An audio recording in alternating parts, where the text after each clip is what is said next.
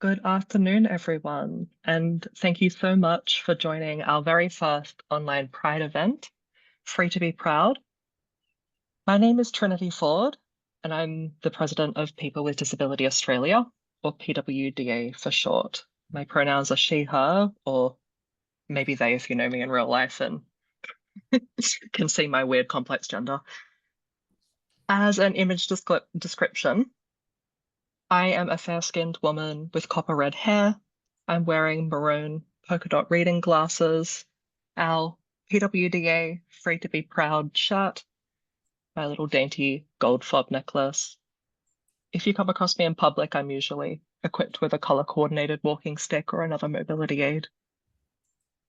I'm coming to you today from Wangal Land in Eora Nation, and I acknowledge its elders past and present. A little about me, I'm a neurodivergent trans woman with a range of disabilities spanning the categories physical, neurological, psychosocial, and sensory. I'm also a research and policy consultant and a training lawyer, and I'm so proud to be here with all of you today at this event to share our voices, experiences as LGBTQIA+ people with disability, and raise awareness of some of the barriers that we still face today and the challenges that we're facing as a community at the moment in this political environment. And hopefully equip you all with some tools, strategies, and maybe connections to help make change for our community. PWDA is a national peak disability rights and advocacy organization made up of and led by people with disability.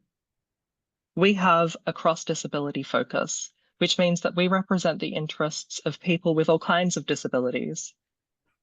PWDA is also funded as the national peak representing LGBTQIA+ people with disability. CEO Sebastian Zagarella, who we know as Seb, will share a bit more information on this shortly. Today, we've got an exciting lineup of LGBTQIA+ people with disability who will lead important conversations about the barriers our community face and how we can create change so that we can truly be free to be proud. We'll be talking about how LGBTQIA+ people with disability can be seen, heard, included, and respected everywhere and in every space. Today is also a chance to celebrate our community, share experiences, and connect in a safe and welcoming space. So to start us off, I'd like to hand over to Daniel McDonald, an LGBTQI Gadigal and Wonnarua man living with a disability, to conduct an acknowledgement of country and share with us a personal reflection on what LGBTIQA+ disability pride means to them.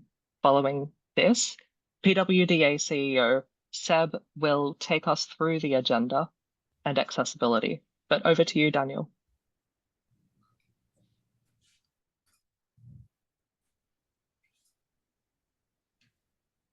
Hello.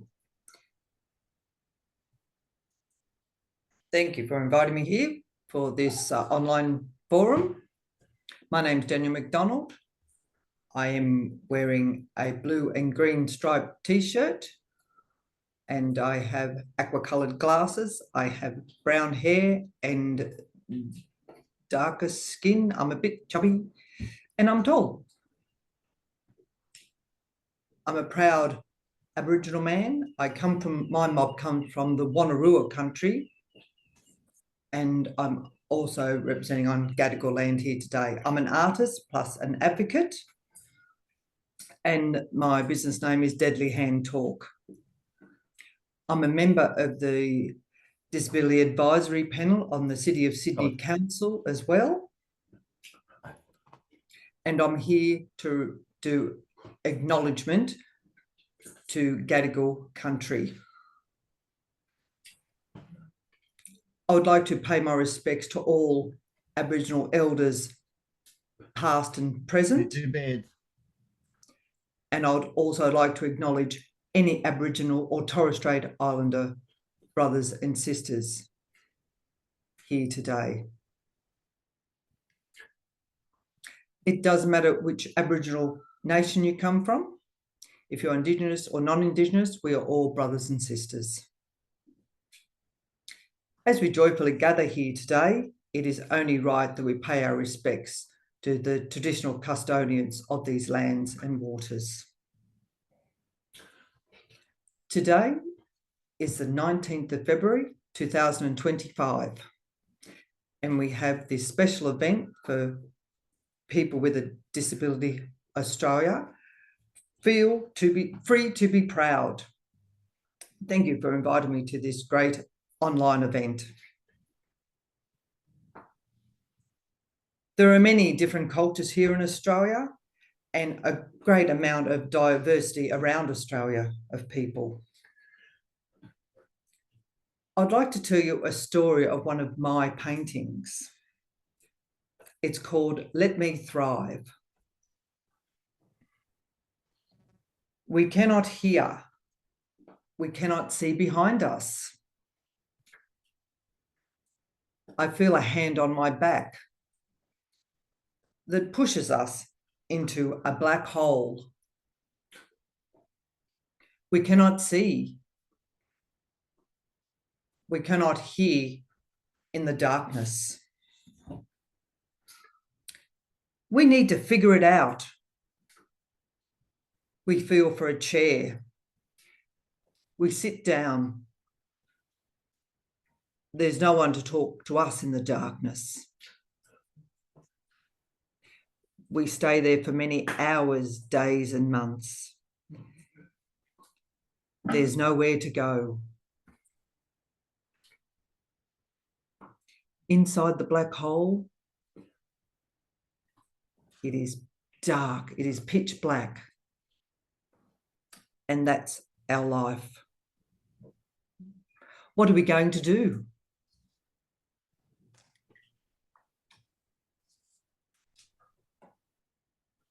The sun rises over the clouds and the sun rays onto our hands, and we see the tree roots.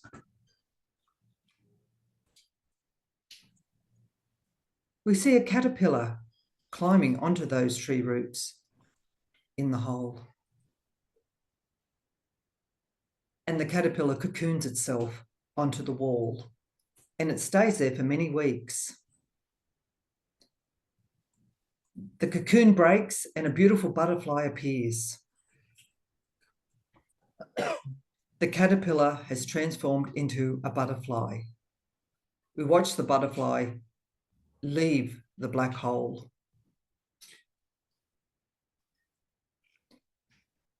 These new strong branches, we now need to listen to our hearts. We need to learn. No one shows us how to break those barriers. No one has thrown us a rope.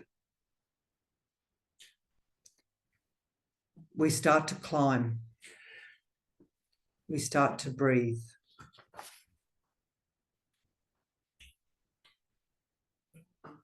We climb out of this black hole.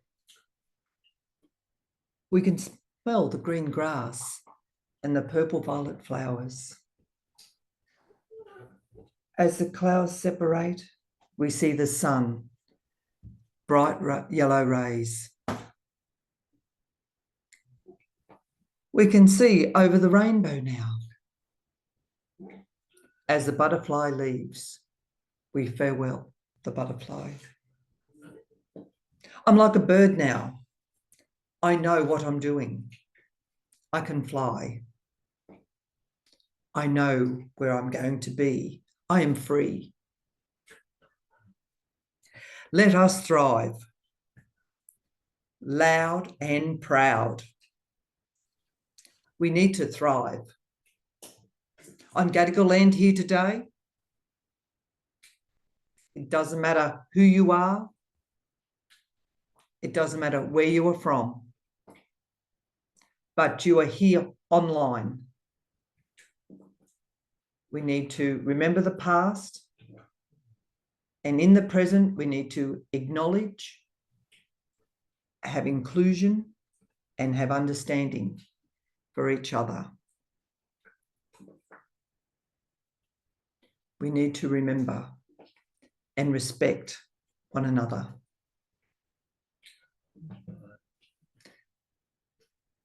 I would just like to say good luck today for the panel. I'm very excited to be watching and to see what's happening for the panel, and good luck once again, and thank you for watching. Bye-bye. Thank you so much, Daniel, for that really beautiful, powerful, moving personal reflection. I just had visions of us all being butterflies and birds flying off. So thank you for the start of that. Hi, everyone. I'm Sebastian Zagarella. I'm the CEO of People with Disability Australia. My pronouns are he, him. I'm speaking to you on Gadigal land in the Eora Nation. And I'd also like to acknowledge all elders past and present. As a visual descriptor, I'm a middle-aged man from a culturally linguistic diverse called background, Italian background, with a pale complexion. I have salt and pepper beard and closely shaved bald head. Today I'm wearing a pale blue shirt with short sleeves and silver round framed glasses. I've been proud to be the CEO of People with Disability since 2022 and am proud to be part of the LGBTQIA disability community as a neurodivergent person living with HIV and psychosocial disability. I'll now take us through the agenda and accessibility for this event. I'll ask you all to be patient because it is quite a long piece of text explaining all the admin stuff. So please listen to this information so you know how we will be running the event, how to use the different Zoom functions, and how to get technical help if you need it. At any time, put your hand up if you need additional support. The event is being recorded and will be published on public channels. If you don't want to be recorded, please turn off your video. You can do this by pressing the stop video icon. You can find this icon in the Zoom toolbar. It is an icon of a video camera. We have Auslan interpreters and a live captioner at the meeting. Welcome to everyone there. You'll also be able to see interpreters on the screen during the meeting. They will swap about every 10 to 15 minutes. If you want to see the captions, press the closed captions button. You can find this in the Zoom toolbar. It's an icon with CC on it. We will keep everyone's microphones turned off to help us run the event without lots of background noise. If you need to ask a question or comment on the discussions, please raise your hand. To raise your hand, if time permits at the end of our panel discussion, we will ask if anyone wants to ask a question. You can ask a question in a few different ways. If you want to ask your question verbally, you can raise the hand button to indicate you wish to speak. We will then, there you go, that someone's put that up.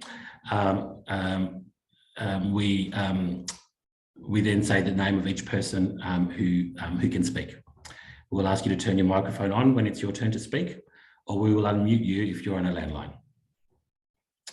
If you can't see the raise hand icon, press on participants, reaction or react in the Zoom toolbar.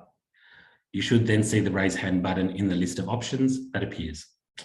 You can also get to this option using the shortcut, which is Control plus Shift plus Y, by clicking those buttons at the same time. If you are using the Zoom app on your mobile phone, press on Show Participants, then select More to see the raise hand button. If you are on a landline, dial 9 if you wish to speak. The PWDA team are demonstrating with the raise hand function, and will look, there you go again, and will look like when, which is what it will look like when you selected it now. It's important to note we may not be able to give everyone who wishes the opportunity to speak or answer all the questions. If we aren't able to do that, we will absolutely take note and get back to you at the end of this session. Using the QA function, look for the QA button, question and answer button in the toolbar on your Zoom screen. Click the QA button to open the QA window. Type your question in the box that says type your question here. Press enter or click send to submit your question. You can choose to be identified or anonymous when asking the question through the QA function. How to use the chat box. Generally, we won't be taking questions in the chat box. However, if you can't access the raise hand button or the QA function, please let us know and send your question to the user called event questions in the chat box. We encourage everyone to use the chat box to communicate and share with each other. And we want this to be an interactive event and for everyone attending to connect and share. Almost there, guys. Technical support. Throughout the event, you may hear the voice of PWDA team member Anastasia, who will communicate with our facilitators about the time or contributions from attendees. And this is what Anastasia's voice sounds like. Hi everyone, I'm Anastasia, and this is what my voice sounds like. Thanks, Anastasia. If you are having any technical problems, you can contact the user called technical support in the chat box. You can also contact our staff about any technical questions by emailing comms, that's COMMS, at pwd.org.au. Or you can phone or text either 0490 839 986 or 0492 847 551. These numbers have been posted in the chat box in case you need them. Finally, thank you for your patience during the event. There may be some delays while we move between speakers and sessions. We'll try to make those as brief as possible. We will be taking a 5-minute break halfway through the agenda today, but please feel free to take time at any point if you need it. We've got an exciting lineup of speakers today. First up, I'm going to share information on the PWDA and our work as the national peak for LGBTQI plus people with disability. Then one of our members, Isabella Choate, will then lead us through our panel discussion featuring 3 PWDA members, Hayden, Hay, and Margie McCumstie. We'll then take a 10-minute break. And we then return with Margherita Coppolino, who's to share their presentation. Finally, we'll follow this with President Trin leading the open discussion with you all in Q&A. We ask you all to join the discussion and share your experiences. We will be also running a poll today. So before we start the official agenda of the event, we'd love to know a little bit more about you. We're going to launch a poll which has a few questions on it. It won't take much time to complete, and you can answer as much or as little as you like. The poll will appear on your screens shortly. It will be open for 90 seconds. The questions are, what state are you dialing in from today? Do you identify as an LGBTQ person with disability? And are you a member of PWDA? If you can't see the poll, feel free to share your responses in the chat box. I believe the poll's just come up. It has. We can see some responses coming through.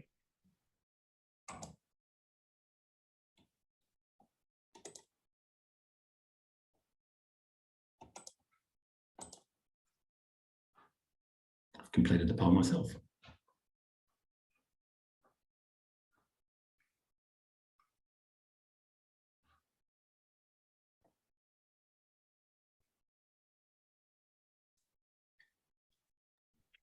The poll will be closing in 10 more seconds.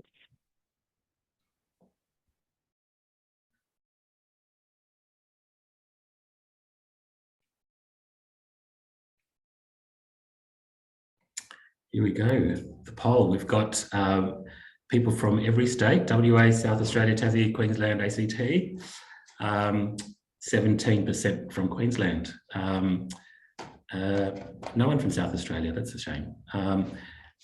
62% of everyone here identify as queer, LGBTQI plus, person with disability. We've got a good percentage of people who are members of PWDA, and if you're not, we'd love you to become members. So thank you. I'm just going to just the next little piece, I'll just talk a little bit about PWDA recently having been funded as the national peak for LGBTQI people with disability. So for those that don't know, People with Disability Australia, or PWDA for short, is Australia's peak disability rights and advocacy organisation, representing people with all kinds of disabilities. We're a disabled people's organisation, or DPO for short, which means we are made up of and led by people with disability. PWDA has a long and strong tie to the LGBTQI plus community, with over 1/3 of our members identifying as LGBTQI plus. And we've long advocated for our community's choice and control over our bodies, identities and sexuality. A significant number of our team are also LGBTQI plus, and we've got an inclusive recruitment focus and foster a disability affirming culture. We're therefore very proud to learn last year that we had been funded by the Australian government as the national peak to represent LGBTQI+ people with disability. Representation in this space is not new for PWDA. We've been doing this for over 16 years and been proudly representing our community at Mardi Gras, Sydney Gay Lesbian Mardi Gras. And we will be out again in force again this year with our members at the 47th Mardi Gras parade on Saturday, the 1st of March. As the national peak, we're looking for opportunities to represent our community across our country. And I was super proud that on Sunday, the 2nd of February, we were down in Victoria, coordinated with our Victorian members, and we participated in Midsummer Pride March in St Kilda for the first time. Our presence at Midsummer was more than a march. It was a declaration that LGBTQI+ people with disability deserve the same rights and opportunities as everyone else. It was really wonderful also to meet all our members from Victoria. It's also important, it was also an important milestone for our Victorian members to have the opportunity to be seen and heard, included and celebrated together as a community. And I'm proud to have been there with them to promote our community in such a fabulous way, and in a public space in front of thousands of other participants and spectators. While we have been representing the community for many years through our intersectional work, we have just started our work as an LGBTQI peak, which means making sure our structures, our processes and our people support the LGBTQI community and planning how we best represent their diversity. We want to make sure that we're connected with our community across every state and territory. And to do this, we're looking to set up an expert advisory group, which is being coordinated by our Rachel Wooten, who's our LGBTQI+ advisory coordinator. Once we've got this completed, one of the most important steps will be facilitating community engagement and platforms so we can hear from you what your priorities are and what barriers to access you face and that you face. Today's event is just the start of how we get involved and really just introduce ourselves, and we look forward to sharing more opportunities with our members in the coming months. If anyone's interested in learning more about the work that we're doing and being involved in our community engagements and consultations, please reach out to us at pwd@pwd.org.au. I'll repeat that, pwd@pwd.org.au, or you can ring 1800-422-015. The PWDA team is also putting the contact information in the chat if you'd like to take note of that. And thank you again all for being here. And I'll now pass back to our President Trin, who will introduce our first panel. It's Trinity speaking. Thank you, Seb. Yeah, time for our first panel discussion. So please join me in welcoming Isabella Choate, pronouns they, them, an intersectional living experience advocate working across youth, queer, mental ill health, and disability spaces. Isabella was the 2023 WA Young Person of the Year, through which they were able to start Perth's first Disability Pride Festival in 2024. In their current work as interim CEO of Youth Disability Advocacy Network, they support the capacity building of young people with disabilities in WA, support the capacity of local governments, community organisations and service providers, and lead the way in systemic change led by youth voices.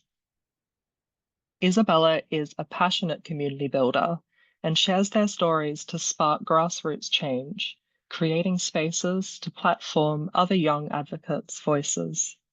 They were recently acknowledged for their work as a WA finalist for Young Australian of the Year 2025. Please give a warm welcome to Isabella, whose passion and expertise is perfectly matched to be a facilitator for this discussion. Over to you, Isabella. Hi, Trinity, Isabella speaking. Thank you so much for that wonderful welcome, and lovely to be here. I'm very excited. So my name's Isabella, my pronouns are they, them, and a visual description of myself is I have brown, currently a little bit unwashed hair.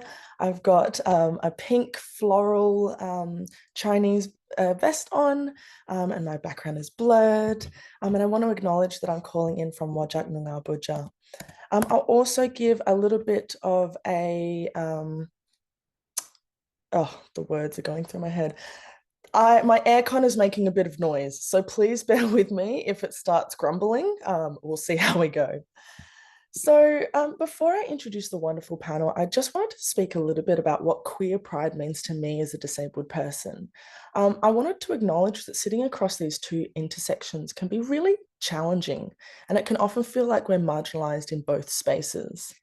For me personally, I've had more acceptance within the disabled community than in the queer community. I think that there's such a high overlap between disability and queerness.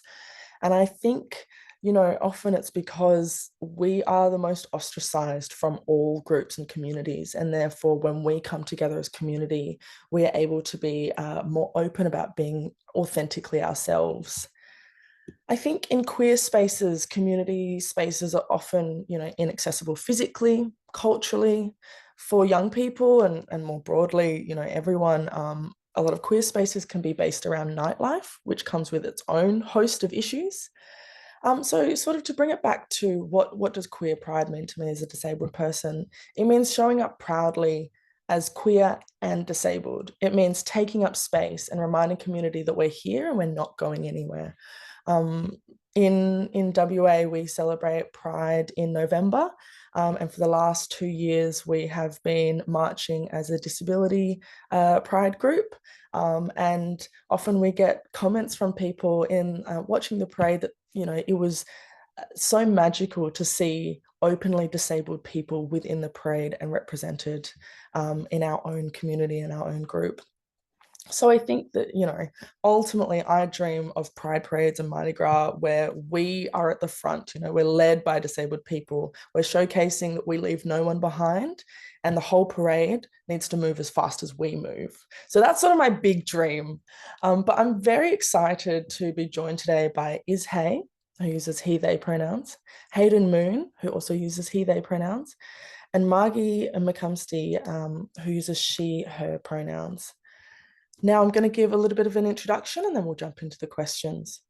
So Iz lives on Wurundjeri country and is an autistic, mad, queer, trans, young and multiply disabled person with lived and living experiences of suicide. Iz's career has focused on peer work and project coordination across the living experience, mental health, youth, disability and eating disorder sectors. Iz invests deeply in embedding disability justice, trans liberation, and intersectionality in all spaces that work with communities. Iz, I'm so excited to have you here, and I have been following your career on social media for a while, so very excited to have this conversation.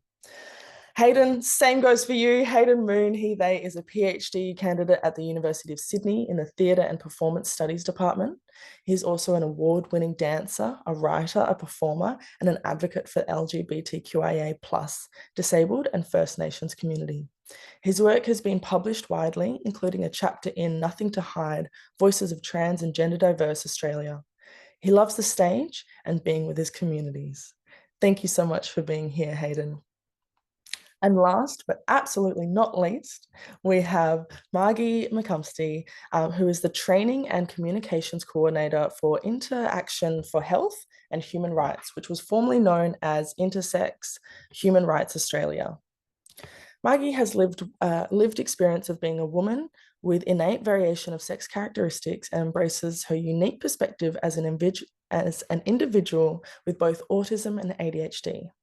Margie is an acclaimed speaker, author, and entrepreneur with mission to empower people to live courageous, inspired lives. Margie is also the founder and business owner of both Metamorphosis Ceremonies and Love Legacy, and her first book, Beloved, Remembering, Discovering, and Creating Who You Are as You Journey Through Life, was not only an Amazon bestseller, but continues to help raise funds for a number of charities. Margie has gone on to write a children's book about intersex themes called I Am Me, Naturally. She brings her passion and exuberance wherever she speaks, sharing with vulnerability and power. She's appeared on The Today Show, Cosmopolitan Magazine, Courier Mail, Radio 4BC, and has spoken for audiences including QE2 Hospital, FMD Financial, and Uncarved Women. Previous winner of the Australian Small Business Champions Award and Purpose Driven Award in these Altitude Awards, Margie shares from a wealth of experience in business, advocacy, and life.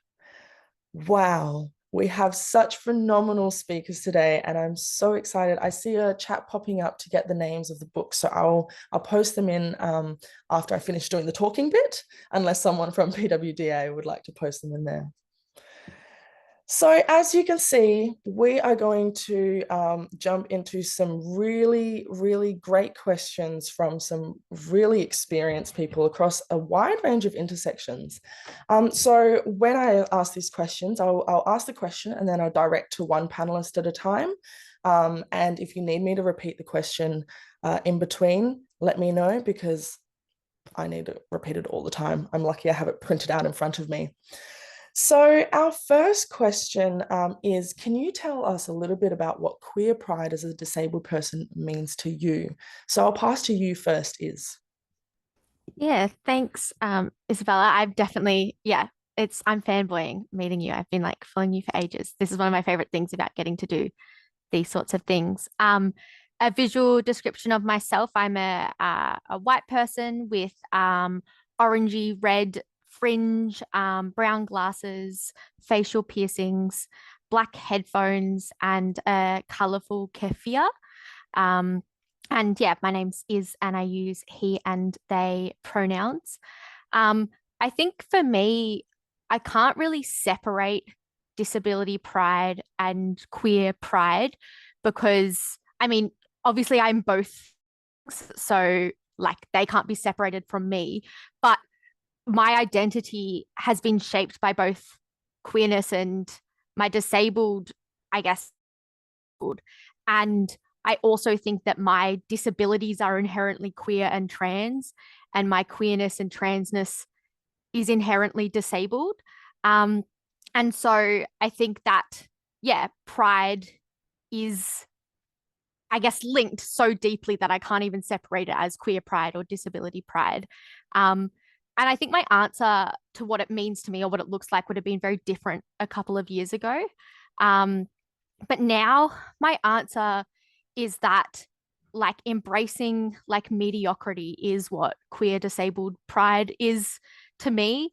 I think for a long time I was, always, striving really hard to be exceptional and to be, the greatest, or to, achieve things or to make impact or what have you. And, I still want to do some of those things, but I think what has ultimately been the most healing for myself, and what has actually produced the most pride in myself, is embracing, like, just wanting to be a person and, have a boring life and go to bed at 8:30 p.m. and do some crosswords, and like that being as valuable as, being an advocate or, changing systems or any of those sorts of things. And so I also think a lot of the time we're expected to aim for exception or aim for celebration or those sorts of things. And I think that that is a really valid expression of identity and pride, but it just less and less is what's calling me. And so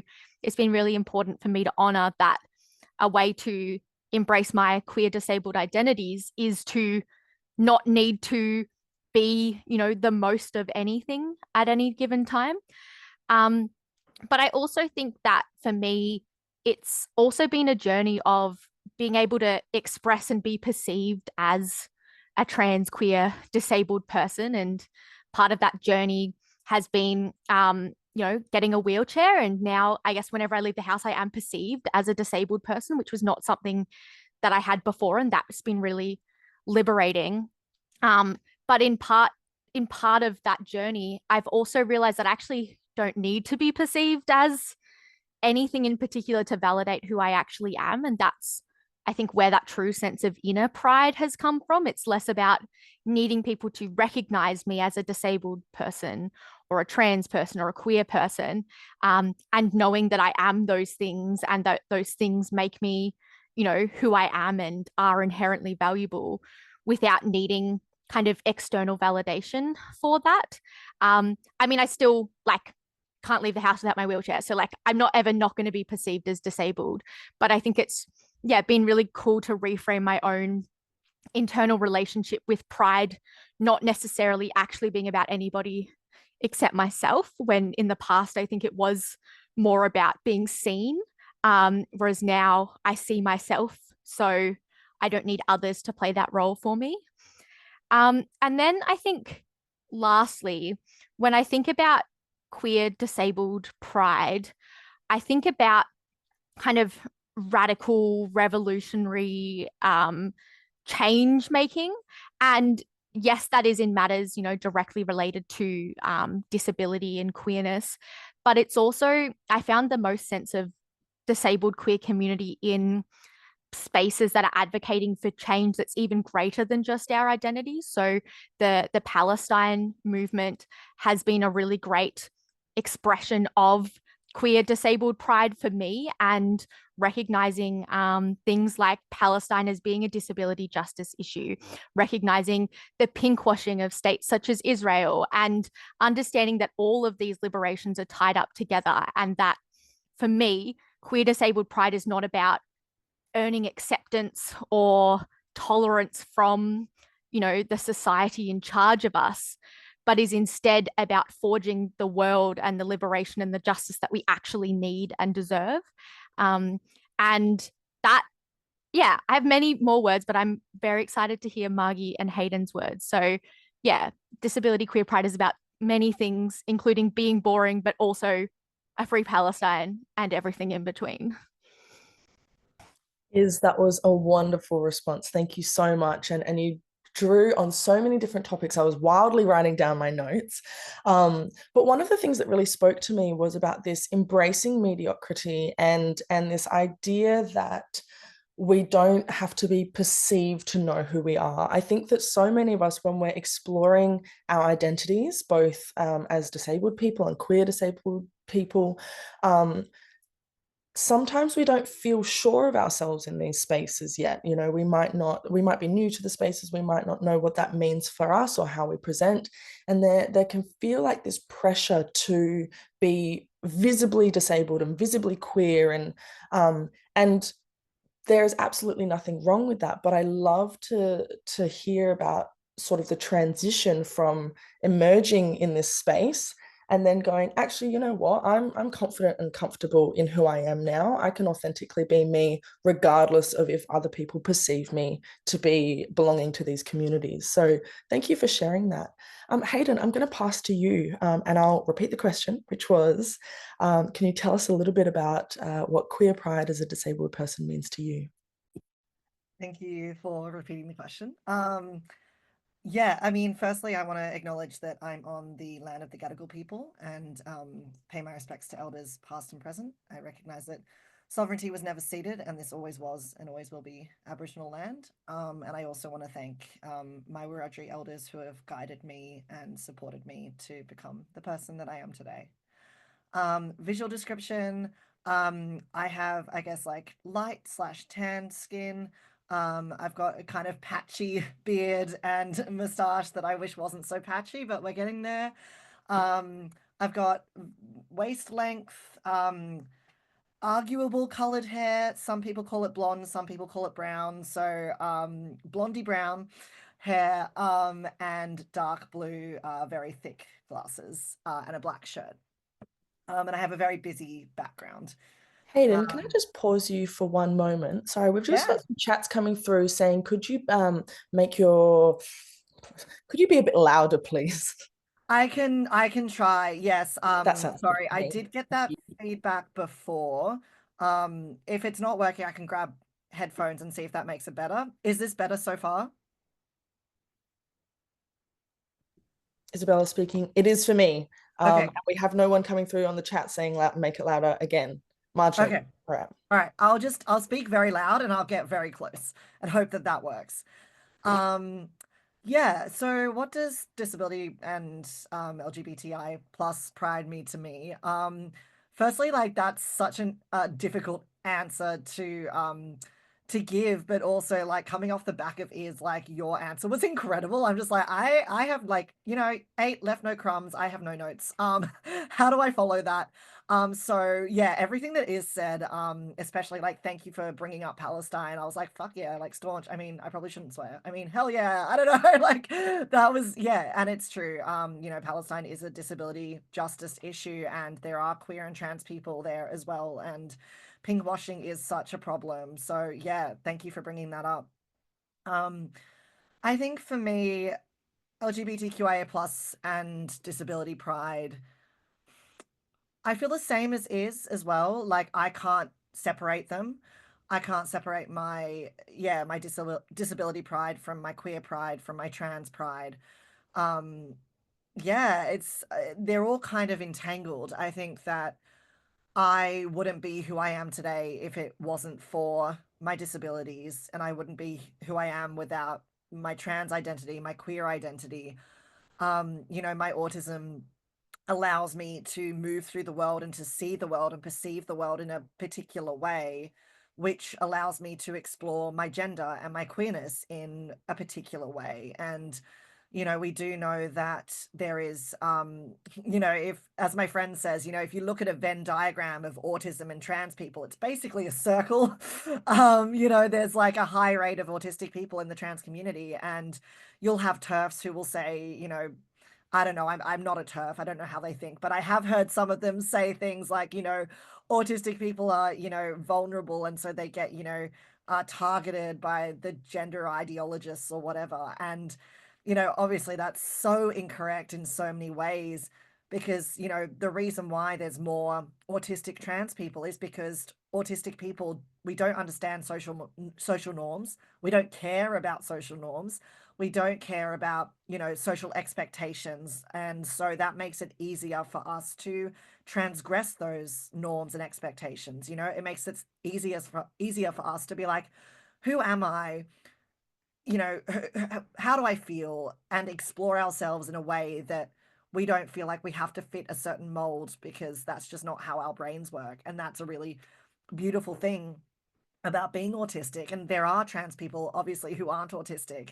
And a lot of the time, it's taken them a lot longer to feel comfortable and feel safe to discover who they are, because, you know, there is that pressure from society, which obviously autistic people have too, but we're less likely to feel the need to conform to those expectations because we don't understand them. They don't make sense to us. And that, therefore, and we're kind of already seen as different. So it's kind of like, I guess it's easier for us to explore ways that we're different in other ways as well.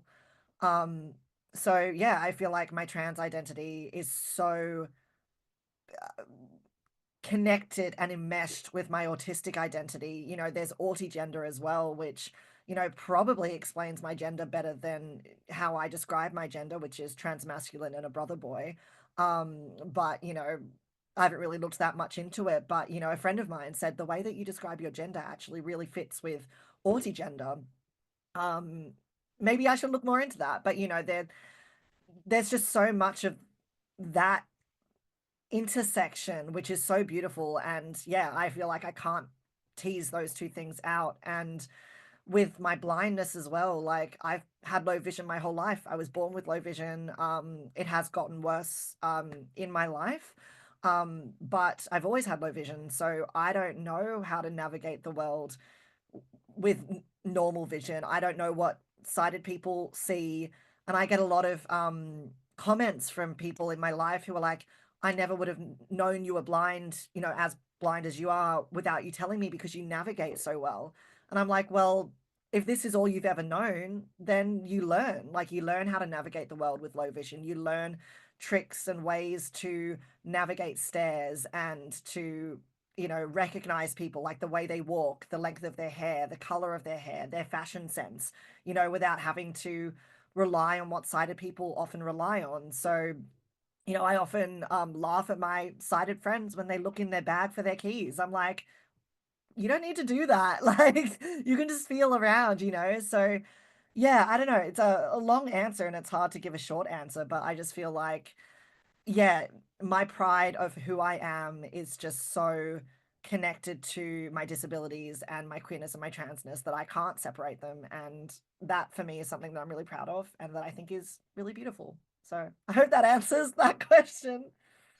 Phenomenal, Hayden. Isabella speaking. Thank you so much for that answer. And I'm really hearing again from yourself and from Iz that often we're asked to talk about the different intersections in these sort of silos. But as you're both saying, we are who we are. We are what we are, the person that we are, and all of these intersections sort of shape and influence that, but it's hard to tease those apart. And I think that when we have conversations around these two identities, it can be useful to articulate areas of change that are needed within community, but it doesn't necessarily reflect back to the individual person, if that makes sense. So thank you for your answer, Hayden. And I will pass to you, Margie. Would you like me to repeat the question, or are you all over it? I'm good to go. So good afternoon, everyone. I'm Margie McCumstie. I use she, her pronouns, and I'm coming to you today from Wannerooba country in the beautiful Hunter Valley area of New South Wales. A visual description of me. I am a blonde, long hair down to my waist, fair-skinned person with blue eyes, wearing purple glasses and a purple dress. And I've got a little brooch on which has the intersex flag colours of yellow, and instead of the purple circle, it's got a little purple heart on it. And for me, the intersectionality is what's most important in terms of pride. I guess I've always felt that pride is kind of a deeply personal and spiritual thing almost for me.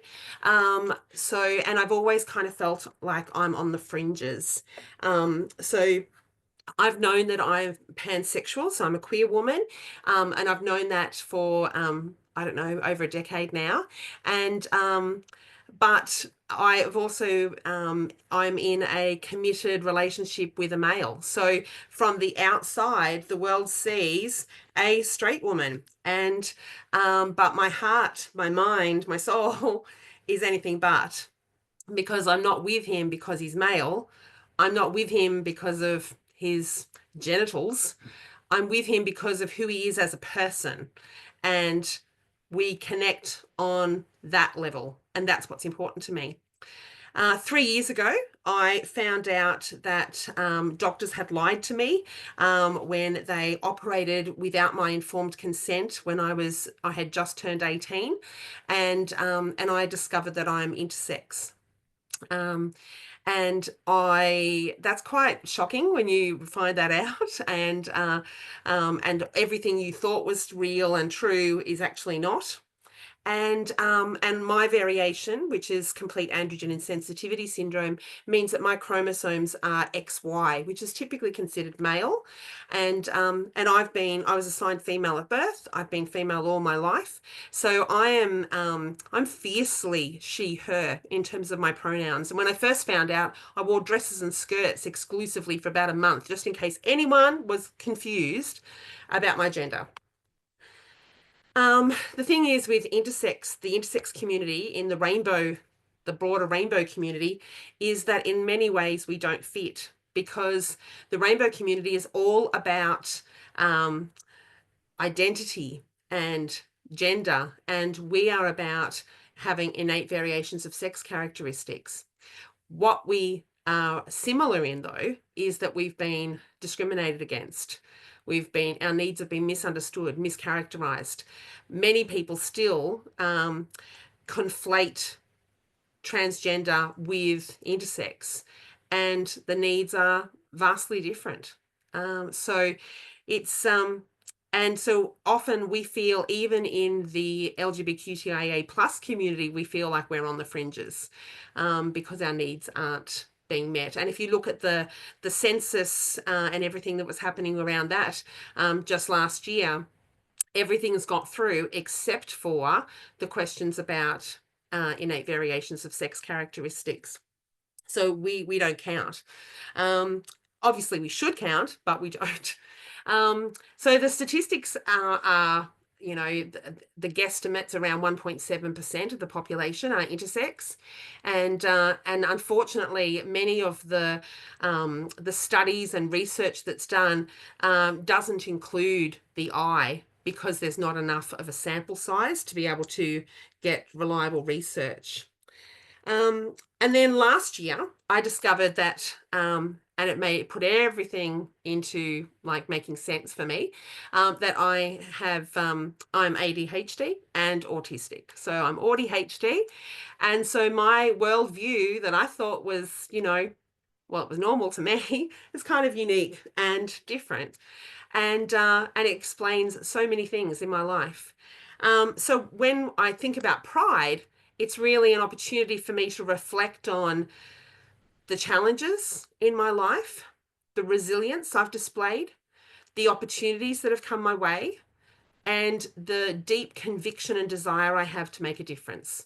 And I now work for Interaction for Health and Human Rights, and I get to make that difference. I get to make the difference through writing my children's book about intersex issues. I get to make a difference by talking to people and sharing about my variation and being visible and embracing and accepting that I am a queer disabled woman with an intersex variation, and that's not something to be ashamed of. And there's so much shame and stigma in our norms, society norms, that it's every time we celebrate Pride, it's an opportunity to reconnect and remind yourself that you can stand above those norms and reclaim who you really are, and that's a beautiful thing.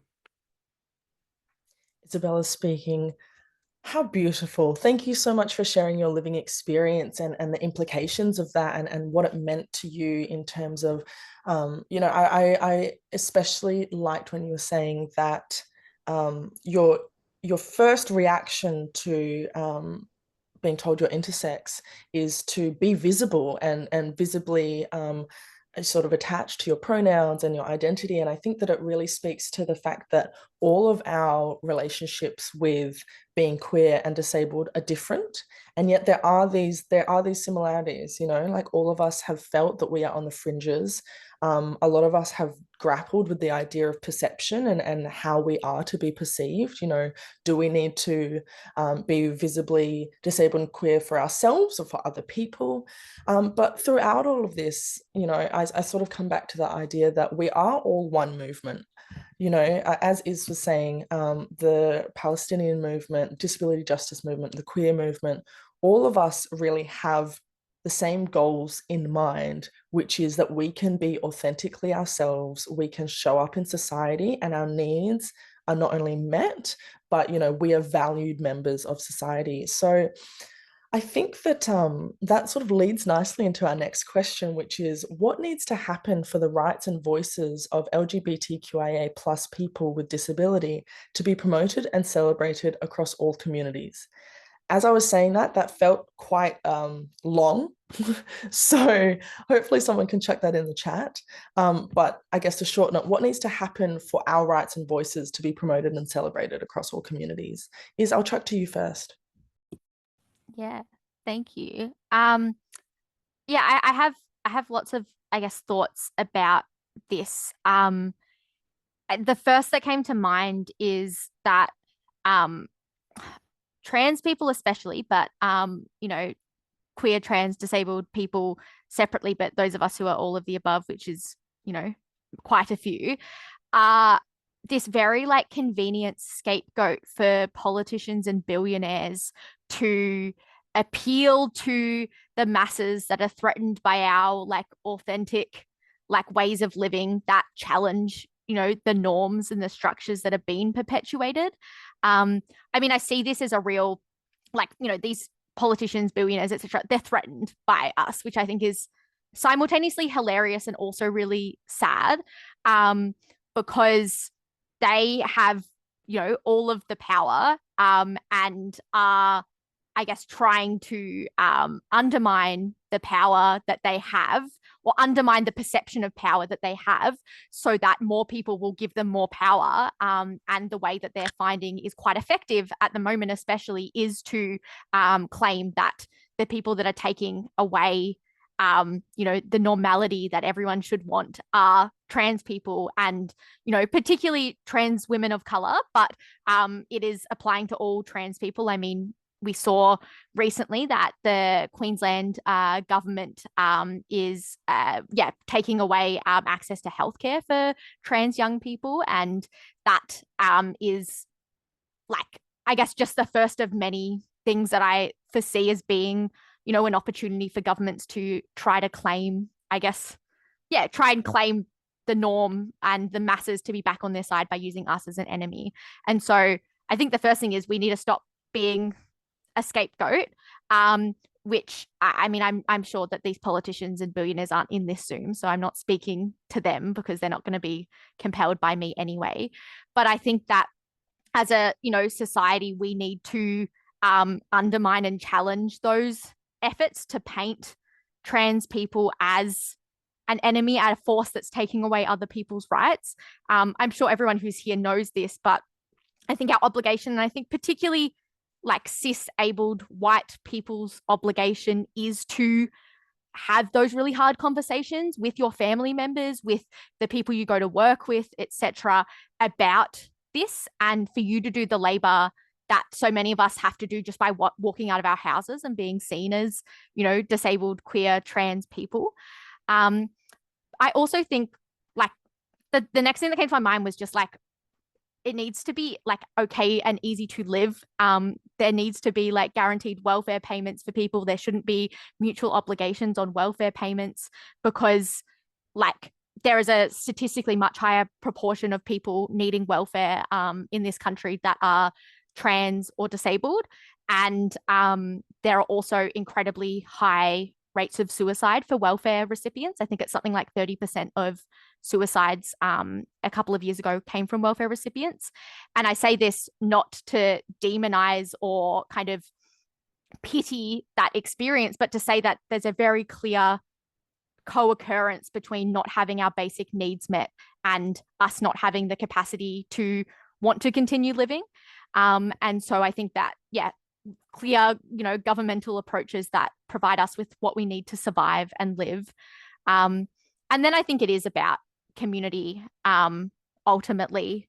But I don't know if the words promotion or celebration are ones that I align with kind of what I perceive as the needs for the queer and disabled communities. Like, I think that those things are important, but I think, being held and being honored and our rights being met, I think are more fundamental. And I think those things need to happen through like systemic approaches to be able to like live and survive without having to, continually prove ourselves to governments who also then use us as convenient ways to garner, more conservative votes, when really it's not actually about trans people. It's really about power.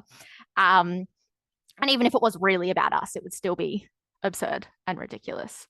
That was kind of a non-answer, and I'm sure Hayden and Margie can provide like actually more engaging with the question rather than deconstructing it, but that's just what came to my mind, and I wanted to honor that. Isabella speaking. Thank you for your response, and I really liked how you were talking about how politicians use us as scapegoats. They feel threatened by us.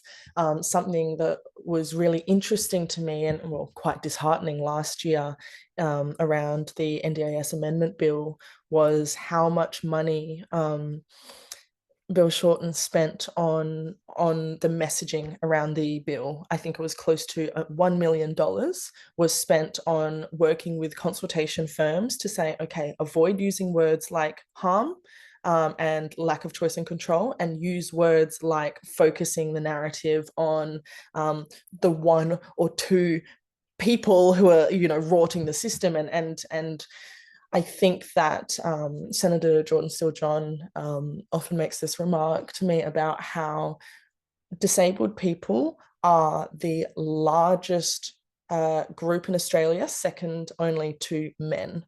So, you know, when we think about how many disabled Australians there are, and then you think about how we've actually intentionally sort of been siloed, you know, that's why I love spaces like PWDA and YDAN, because they're for all disability types. And it's one of the only spaces that you can have to have cross-disability solidarity, to come together and make momentum within the movement, because otherwise we're sort of relegated to our silos, and then we don't have that en masse impact.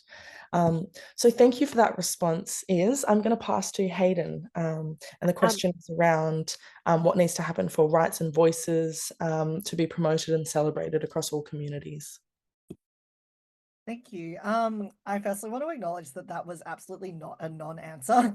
Like, you said that and I was like, what are you talking about? Like, that was a great answer and covered a lot of points. And yeah, like, it really did get to the heart of what we do need. So yeah, just want to validate you is on that. Like, definitely not a non-answer. That was great. I think what I'd add to that, I've taken a few notes, but yeah, I think what I'd like to add is that we are, which I guess both Is and Isabella both touched on, we are still the forgotten about statistic.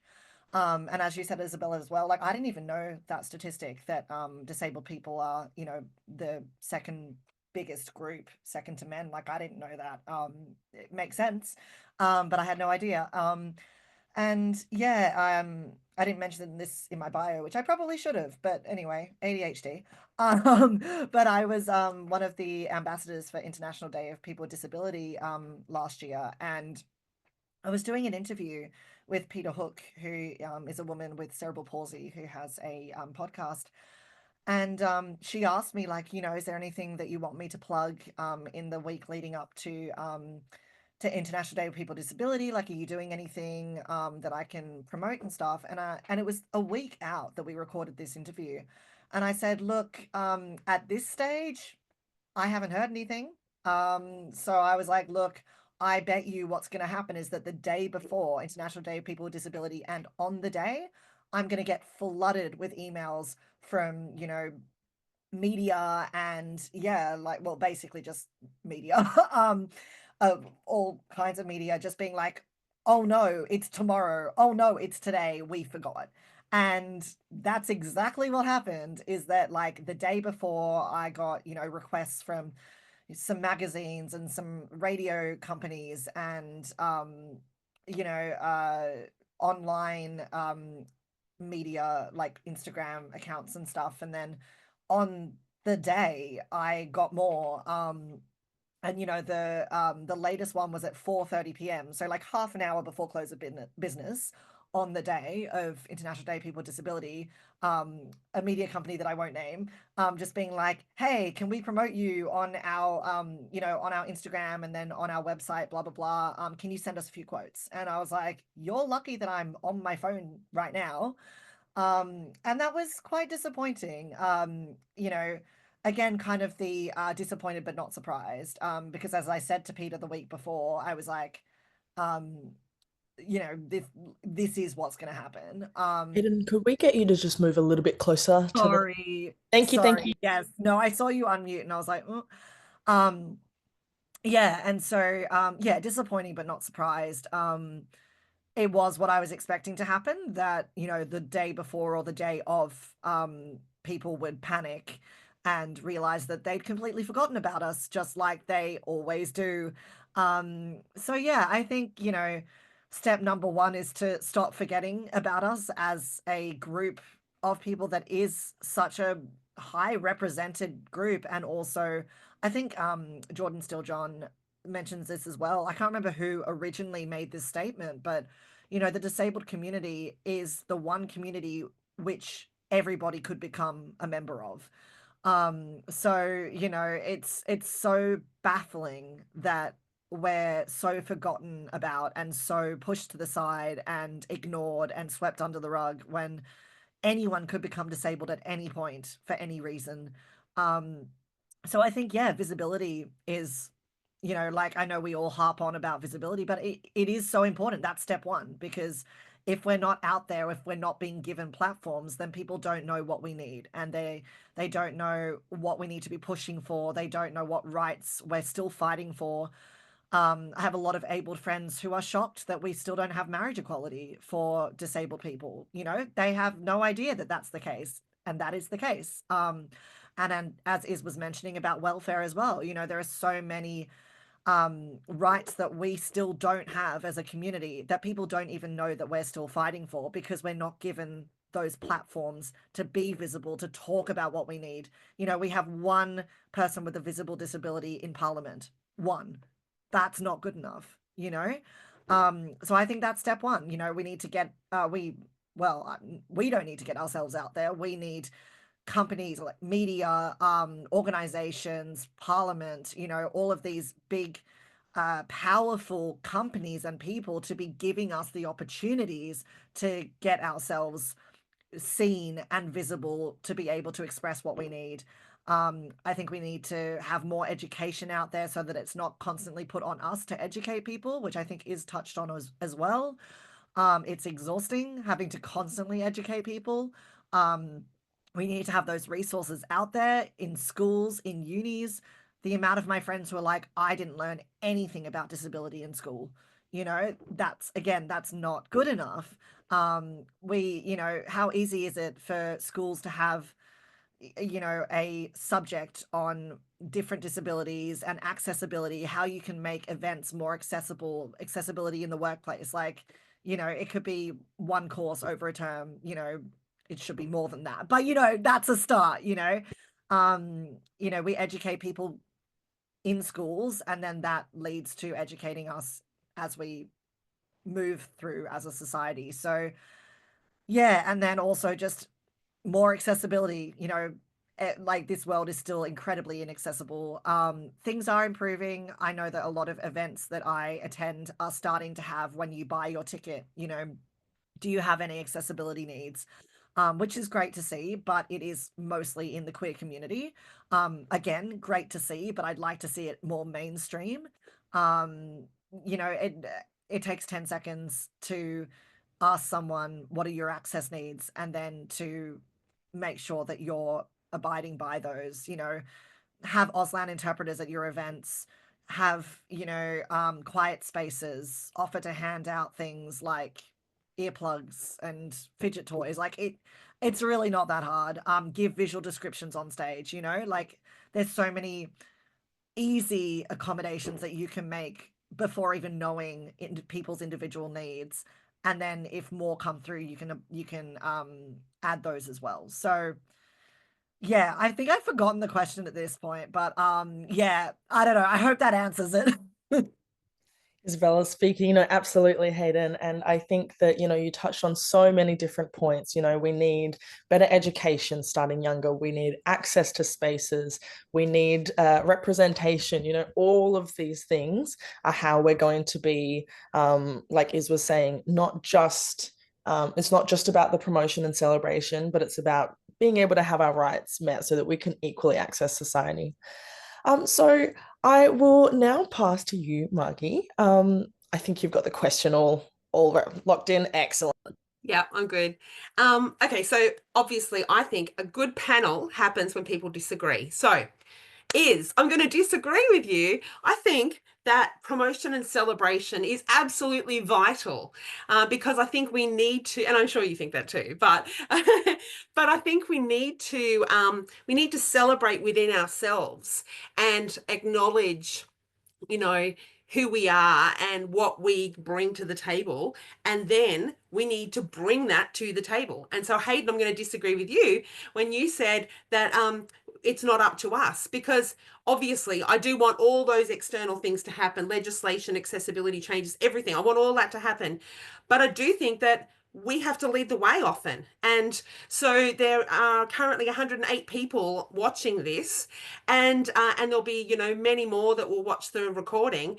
And, you know, so I'm speaking to all of you And it's time for us to really celebrate and embrace who we are, and then share that with people. Now, whether we share that on a larger stage in media, by writing books and doing things like we've been doing, or if we're sharing it with our immediate family, with friends at school or university or in our workplaces, we're gradually changing perceptions with people understanding what it means to be disabled, what it means to be a part of the rainbow community, what it means to be intersex or trans or bisexual, or whatever part of the rainbow acronym you are.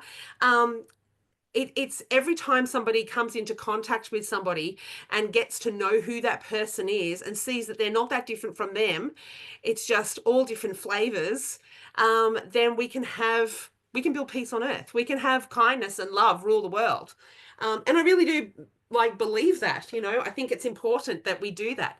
The other thing is, I think we need to recognize the rights that we have, because we need to educate ourselves about our rights, and then arming ourselves with that knowledge, be able to advocate for our own rights, to gain the confidence and the understanding of our self-worth, to be able to have the voice we need to have out in the world, the voice to say no to doctors who want to perform surgeries that don't need to be performed, or to defer surgeries until your child is old enough to decide for themselves, to be able to speak up against politicians, even the wealthy megalomaniacs out in the world, and to speak out against it, to speak out against social media organizations that are shutting down, like members of our community.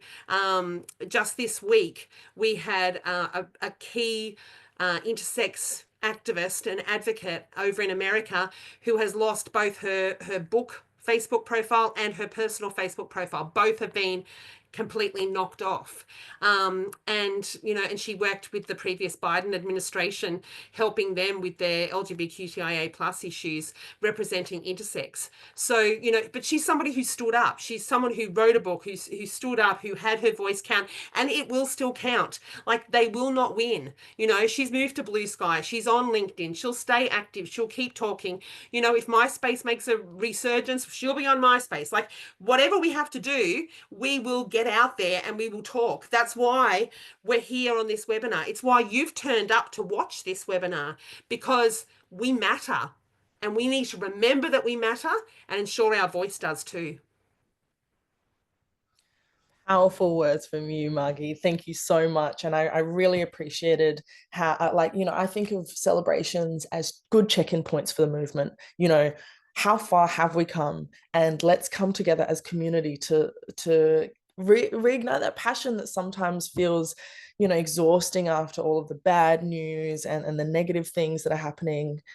Yeah, Margie? Can I just say one more thing? I saw in the chat that somebody said it's exhausting. Where is it? I'm trying to find it, but it was saying basically it's exhausting trying to push for our human rights. And I 100% agree. I'm working in that space.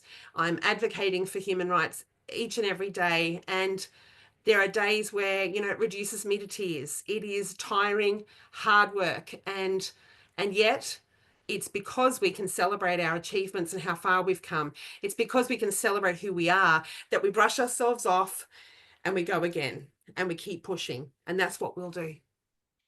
Absolutely. That was beautiful. Now we are out of time. We have gone a little bit over. So thank you so much to the PWDA team for bearing with us. I just thought there was so much interesting and insightful conversation here. I didn't want to rush anyone. So can we please say a big thank you to our wonderful panel. This has been incredible. And I know I'm going to move forwards with the rest of my week, holding this joy in my heart. So thank you so much. It's Trinity speaking. Thank you, everybody, so much. Yeah, and thank you, Isabella, for moderating a fantastic panel. I'll just give my team a moment. There we go, to stick me up on the screen. Yeah, a really thought-provoking and kind of, I don't know, a championing discussion. I love getting a bunch of disabled queer people in a room and just being able to yarn. It's so good. we are about to take a 10-minute break, but just if there are any other questions, we don't have time to address them right now, but my team will pop the email pwd@pwd.org.au in the chat. We'd be happy to take them on notice. So yeah, we'll take a 10-minute break now, and you will know that the session is starting again when the music stops. So it is 16 minutes past the hour on time zones aligned to Greenwich, and we'll see you all back here at 26 past. Am I introducing Margherita, or are you, I think it's Seb? my turn. Hi, Wonderful. everyone. I'm sorry, I've jumped in. That's all right. Hi, everyone. It's Seb speaking here. And welcome back. And again, thank you to the panelists. That was really, I don't know, inspiring, passionate, energetic. It was all wonderful. So I'm buzzing from the conversations that were being had in the chat. So thank you so much. So next, I'm going to, for those who weren't on earlier, I'm the CEO at PWDA. I've got the great honour to introduce our next guest speaker, Margherita Coppolino. Margherita is a lesbian with disability from a culturally and linguistically diverse background. She brings expertise from her intersectional lived experience, as well as her activism, advocacy, and professional experience. Margherita has been representing and working on issues for women, people with disability, CALD, and disability communities since 1980. Margherita also has extensive knowledge and experience working with the LGBTQI communities and allies globally. She's well known and regarded across LGBTQI communities, not just in Victoria, but also across Australia and Oceania and overseas, particularly for her advocacy around LGBTQI disability intersectionality. She's considered a lesbian elder within the Victorian LGBTQI community. And Margherita currently holds positions as, and you'll be exhausted by the end of this, as co-chairperson of ILGA Oceania and board member of ILGA World. For those unfamiliar with ILGA, it's the International Lesbian, Gay, Bisexual, Trans and Intersex Association. She's also been appointed to the Victorian Government LGBTQI Task Force. She is the Deputy President of Drummond Street Services Board and a founding member of the co-chair of Inclusive Rainbow Victoria. And is also a member of PWDA. And I ask you all to welcome Margherita. Thank you.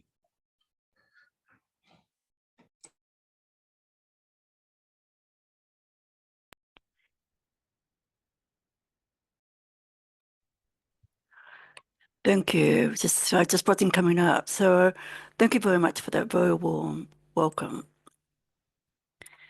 Before I start, I'd just like to acknowledge that I'm on the Kurukura Nation land here in Melbourne in the western suburbs. I pay my respects to all people who are here. And also I'd like to acknowledge that I noticed that there have been previous elders from the community also being part of this today. I'm going to give a little bit of a description of me.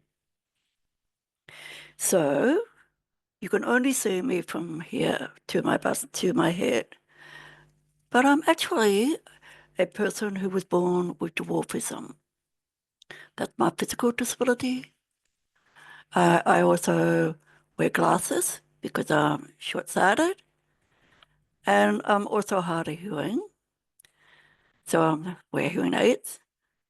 But I also have dyslexia, which was lately actually diagnosed later in life. What I'm wearing is I've got some headphones, black headphones, and I've got glasses of the color of purple. My hair is black to grey with purple dye to try and make me look younger. Not sure if that's working. I have a black cardigan on and I'm wearing a gold necklace. I have the skin of a person who comes from Sicily, and the name Coppolino is very much part of my Italian heritage. Before I get into what I've been asked to speak about, there's something I'd like to talk about. when we talked about Pride to be proud, what it means for me is that my journey around Pride on LGBTIQ did not really happen until 2018, very much later in my life.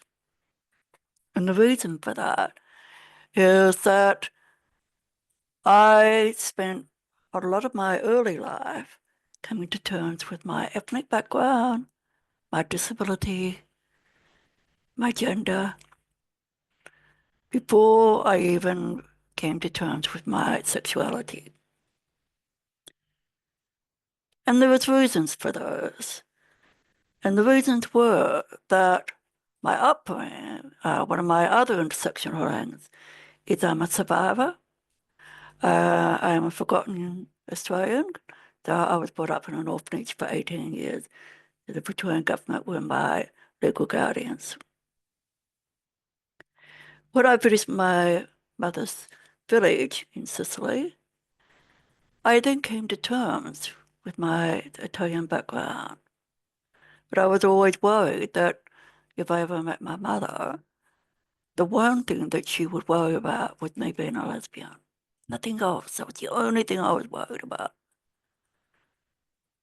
And that was because of culture, because of circumstances for her. From Catholic and being in a strict family. So that obviously plays on to me and had an impact on me coming out very much in life. I'm pleased to say now, after many moons and terms and journeys, I'm now comfortable in my skin under all my intersectional lens. And that's taken me 64 years to do that.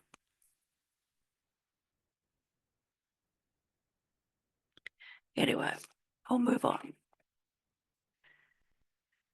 So what's next for the LGBTQIA people with disabilities? First of all, before I go into that, I just want to talk a little bit about some of the things that are happening. And particularly, as mentioned before, I am the co-founder, also is Hayes. I noticed you was also one of the founding members. So I just wanted to mention that Inclusive Rainbow Voices, LGBTIQA people with disabilities, operating out of Drum Street Queer Space, has been around in conception for the last 4 to 5 years. And it was officially launched 2.5 years ago at the Victorian Pride Centre. We now have a CEO and now have 3 staff. One of those staff actually based in Sydney, working alongside the LGBTI Health Australia, who we are currently doing an ILC project with for the next 3 years. We also have a national research reference group, which has started with researchers and academics and practitioners who are LGBTIQA people with disabilities. So it's led and run by us. All our board members are LGBTIQA people with disabilities. And our board members are located around Australia. We also do peer advocacy and we're doing the other. We are currently a member on the ILGA, which is the International LGBTIQA Association, which is the federated global peak for LGBTIQ organizations globally in the world. ILGA does work in the UN space on LGBTIQA issues. And I'm proud to say that IRV nominated me to be co-chair of ILGA Oceania, and now I'm on the ILGA World Board, which I have been for my second term for 2 years. So the things that I particularly would like to highlight what's next for the community are these. There were 9 recommendations from the Disability Royal Commission that had intersectional links to them. It was interesting to notice last year when federal government put a stamp on which ones out of the recommendations they wanted to fully endorse, that those 9 were actually fully agreed to. But the one in particular I would like to mention, and until this happens, this will have an impact on us having a voice. Data. You all remember that the recommendation for data, what the Australian Bureau of Statistics include LGBTQIA people with disabilities and other intersectional lens into data. At the moment, when the Australian population census occurs, not all of us are captured in that based on the type of disability questions that are asked, let alone how we actually identify. So until that gets addressed, we are never going to be able to argue this is the percentage of data of missing out. Because government and researchers keep saying, well, what are the statistics? We don't have the raw figures. And I want to remind everybody that when Australia was actually being reviewed by the CRPD, the Conventions for the Rights of People with Disabilities Committee, just a couple of years ago, one of the areas that was raised for the state party, as in Australia government, to implement data in an intersectional way, and is yet still to happen.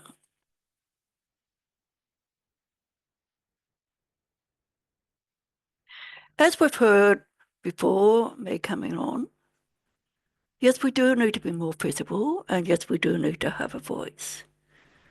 Yes, we are not claiming space where we need to be. Let's highlight some of those spaces where we really should be. In Victoria, all local governments have disability advisory groups. And the majority of local government shires in Victoria now have LGBTQIA advisory groups. Are there representations of people with disabilities on those LGBTQIA advisory groups? We're not collecting data on it. And we should be. There should be us on those. Local government everywhere plays a really critical role with what they do on the ground. And if I can say, in October this year in Mexico City, there is going to be a global Rainbow Cities conference. And would you believe none of the Global South city councils are part of that network? So we'll be definitely making sure that that is something that needs to happen.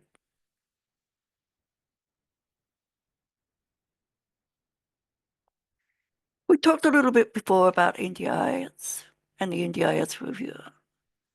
The foundation support and foundation is a key area where we as activists, we as advocates, need to be at the front designing it for ourselves, not service providers.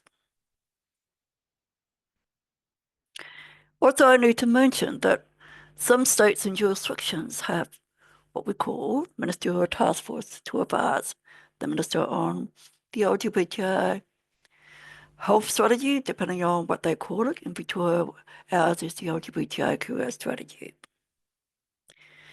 How many states and jurisdictions actually haven't included an LGBTIQA person with a disability? Do we know? We should know. We should be on all of it. We should be asking. We should be included.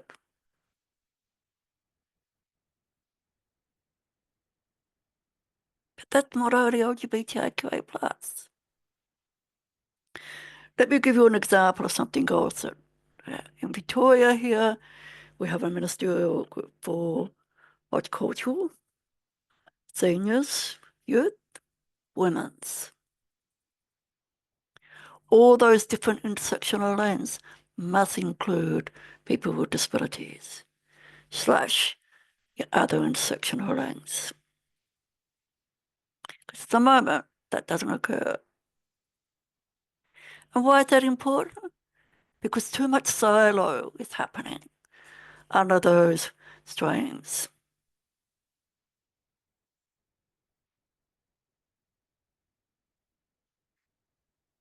Just a word of time. And of course, I think the other thing that I would like to invite people to think about is the work that I've been doing through IRV and UGO, Oceania as in the Oceania, Australia, New Zealand, and the Pacific and UGO worlds on the UGO world space.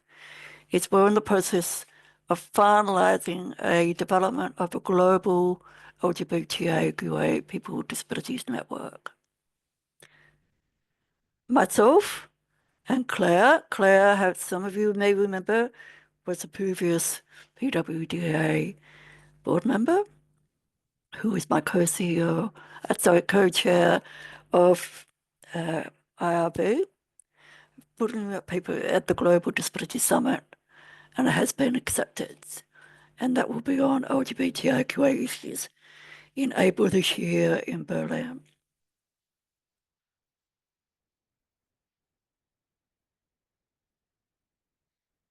I also think it's important to mention that we know we've got an election coming up, and change of government's going to, if we go to a Liberal, it will be a Conservative government.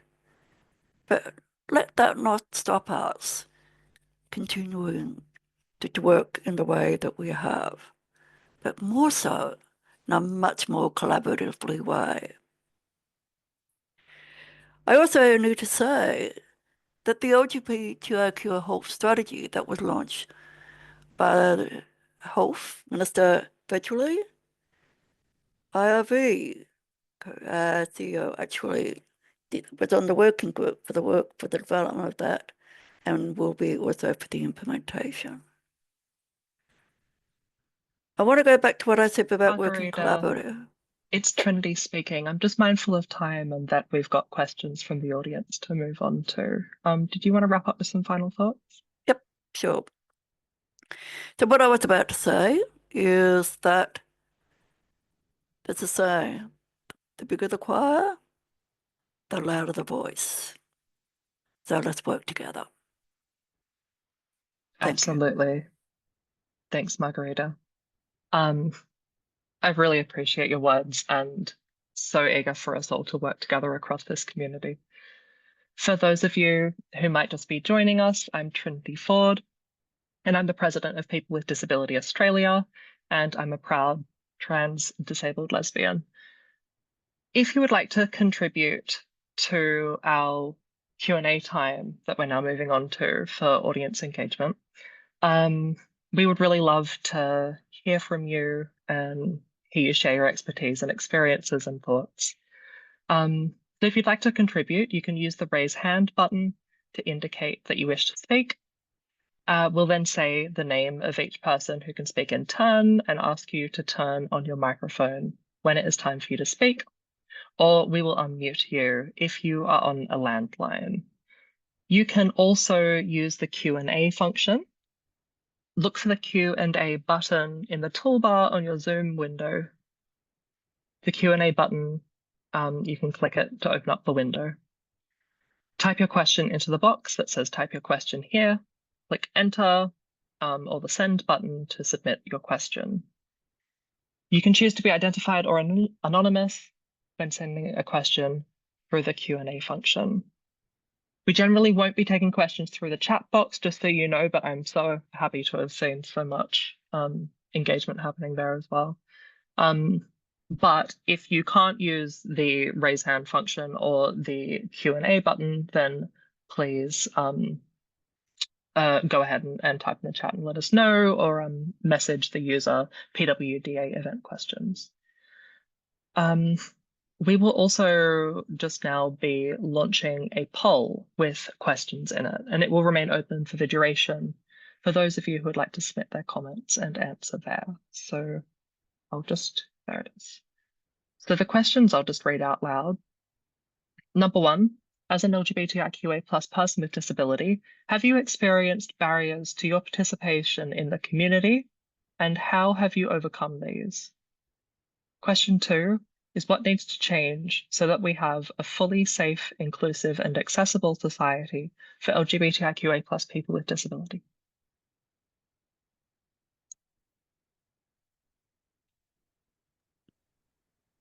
Anastasia speaking. Trinity, we've just posted those questions in the chat as well, and the poll will be live for everyone to respond to.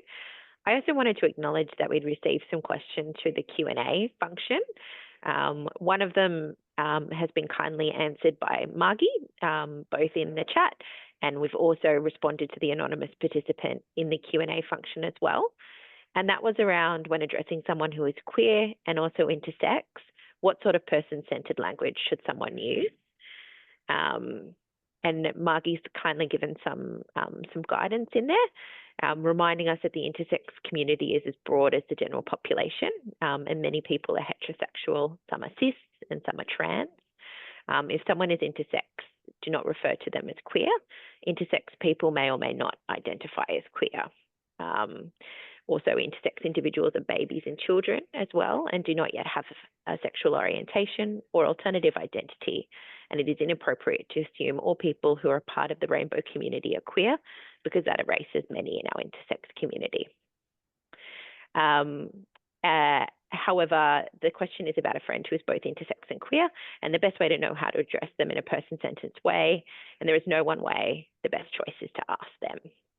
And Margie thanks this participant for their question as well. So thank you so much for asking that question.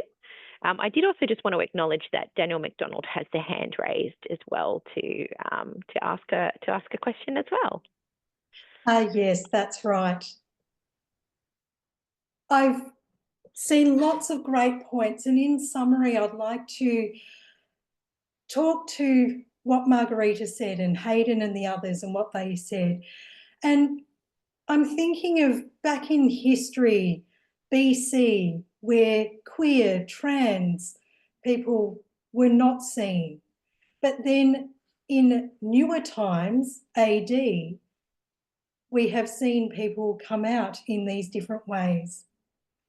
And in our country, there are lots of Aboriginal people who are queer, who have disabilities. However, there is no access in various areas, such as regional areas or being on country. So we find that a lot of Aboriginal, queer, people with disabilities needing to move to city centres. And we are then displaced and moved into areas where we don't feel the same as others surrounding us. So in terms of what Margherita was saying, how can we, as a civilised nation, in the future, be more engaged with all of the various communities, particularly with young people who look up to us, who have different perspectives and very different experiences than what we've had, and particularly experiences of those of the past. It's very complicated. So I'm just wondering how we can band together and really take on board what civilization means. So I'm guessing, how do we do that? So I'd like to pose that. Thank you very much. Thanks, Daniel. It's a great question. And I mean, to my mind immediately comes that kind of queer crip communities are very good at doing this sort of thing, of moving to online spaces and in ways that are flexible and accessible, that people can contribute across distance, even if they're in the same city but locked in their house or what have you. And I'm also really mindful that experiences of gender, sexuality, and how a culture understands variations in sex characteristics, it's also culturally grounded. And I think that you see how that changes over time. I mean, even in Christian and Jewish religious texts, there are like actually quite rich queer understandings of what different bodies mean and their place in society. Like that, it's interesting how all of that kind of changes. But yeah, I mean, Seb, did you have any other thoughts or? I was it's Seb here. I was just thinking about the young people. I've had some really interesting conversations just over the last couple of weeks about some work that different orgs are doing, particularly QAI up in Queensland. And they're really focused on LGBTQIA youth. And rather than engaging with them in ways that we would normally expect, surveys, etc., they're going out into the community and finding where LGBTQIA youth engage, what they're interested in doing, whether it's art fairs or comic conferences or whatever, and they're speaking to the youth in these spaces. So I think it's just about really understanding how to engage and how to be able to speak to the youth or whatever cohort we're looking to speak to and understand them in their spaces. Anastasia speaking. So this is obviously our amazing Q&A section where we get an opportunity to hear from our community. And I think what's just been raised by Seb, Trinity and Daniel is perhaps something that our community here today could contribute to as well. What are some of the ways that you want to be engaged with and be able to connect and have your say? It would be really great to hear from you in the different ways that we've got available, the Q&A function, the chat, and if anyone feels like raising their hand and speaking, they're more than welcome to do so too.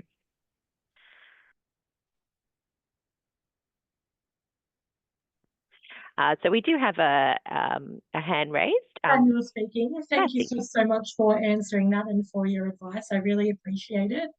And yeah, I want to be mindful about there being different levels as well of what disability looks like in the old system and the new system. And so the youth are much more informed compared to the older generations. And I think that they can be quite dismissed and looking to youth more so. So there's a lot of barriers to help older people understand about the LGBTIQA+ communities as well as disability and what access looks like for them versus for younger people as well. So in the future, I would love to talk more about that later, but for now, I'll just say thank you very much. So before we go, I'd just like to acknowledge all of the speakers that we've had here today, and that they're all people with disability and PWDA members. So I'd like to extend my thanks to everybody who's participated as a speaker or a moderator or in the audience. The discussion has been insightful and really motivating.